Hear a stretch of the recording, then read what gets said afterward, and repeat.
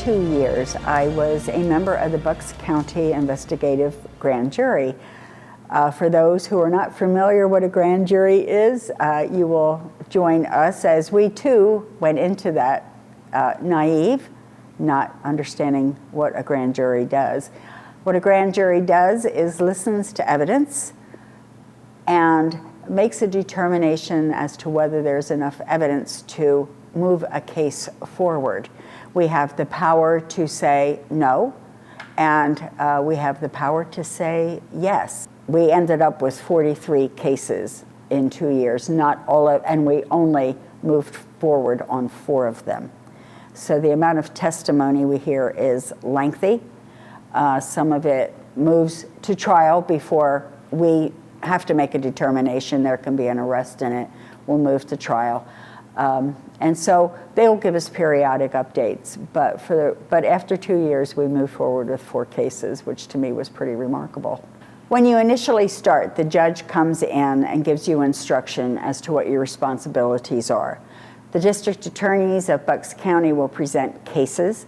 They present witnesses, and we hear testimony. At the end of that case, if they can conclude the case, is when we deliberate among ourselves as to whether that evidence warrants moving forward. Going into this, I wondered how I would look at individuals, because it's something that you most likely will not experience in your lifetime. And so you know you're going to hear testimony of some pretty heinous things. And after a while, I know we would talk about it, that how we would literally pray on our way, on our driving our cars into grand jury, praying for wisdom, because you see and hear some pretty terrible things, and sitting there listening to testimony and looking at an individual, trying to remember that you are looking at a child of God. And when you hear some of the things that they've done without remorse, without regret, kind of cavalier and arrogant, and you wonder what happened to that person, and sometimes you would even think, who am I to judge that person? We started with 200 people, and it was winnowed, is that the right word? Down to 43. And then when we would talk and have discussions, you realize that it wasn't by chance that we were all there together. Each of us brought a different perspective. Each of us came from a different background. We were different ages, different professions. There were 2 pastors in my group. There was a forensic scientist. There was someone that had worked for the Secret Service. There were teachers. And so it was this mixed bag of people, but we complemented each other.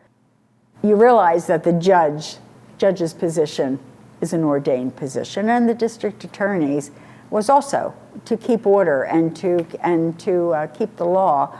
And then we were the common citizens that were held together in this group. The analogy, after I thought about this a little while after we left and I thought about it, the analogy was like being in a congregation in church. You have a congregation and everybody's coming from different backgrounds, different vocations.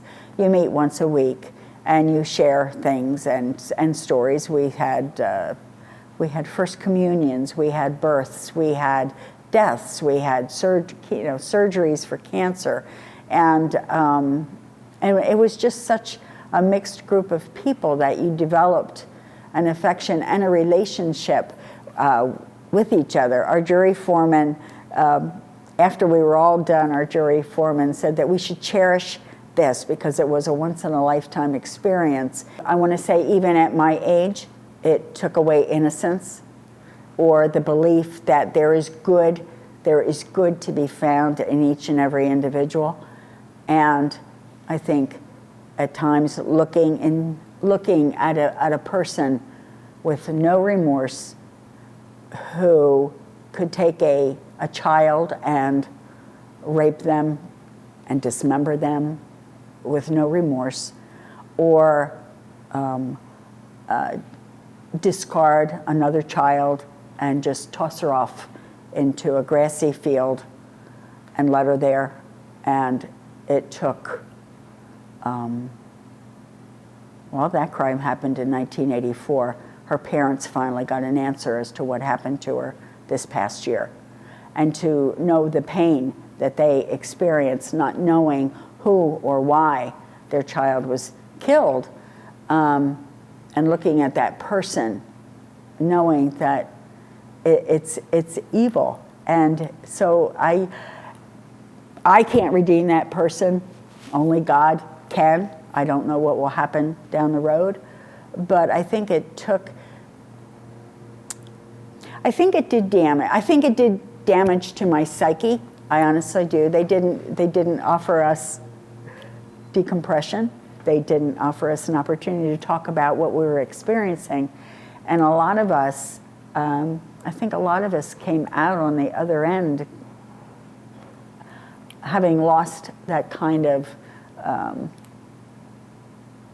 the innocence that you carry. You go through seminary and you think, oh, God forgives everybody, God loves everybody, we're all created in God's image. And then you're confronted with something like this, and they don't teach you that in seminary. They don't teach you how to deal with someone who is inherently evil. What gave me hope was that that justice system works, that if we were wrong, that justice would win out. In the case where we had so many young people going through struggles, the hope that some of them were going through rehab, some of them wanted to get their kids back. Some of them were very hopeful that, they would cry, or, or I'm turning my life around. And there's that hope, and then the ability to pray for that child, because they're ingrained in your head. When you heard their stories, there's certain ones that will stick with you. We were surrounded by good people, and I think we supported each other through the horror, and we lifted each other up, and we'll stay in, and I think that is another thing too. We will stay in contact with each other, and so we'll just do check-ins on people. So I think we'll get through it. We had a wonderful jury foreman who was our forensic scientist, and I didn't find out until the end that he is also a pastor, and he is also battling cancer. And so the last day of our jury duty, when we were having our luncheon to celebrate our 2 years, he had to leave at 4 to go to Canada for another surgery. But he posted something on Facebook, and I don't know why it makes me emotional, but he said, "Thursdays will never be the same. We enjoyed a special relationship with each other. This kind of experience comes once in a lifetime, and we should cherish it." And so they will be forever in my mind, these people. And I think we did. We shared a lot. We shared a lot of horror, and we shared a lot of joys amongst ourselves. So I think that might have balanced it out. I think, we could listen to what we listened to, and then someone would say, like, I've been frantically shopping for a First Communion dress for my daughter, or somebody's going on vacation, or, just all these like wonderful life events would happen. And so it was, and so I think that balanced it out. Had we not become so close and involved in each other's lives, I think it would have been a much worse experience, which is why I think I can cherish it because I have these memories of all these folks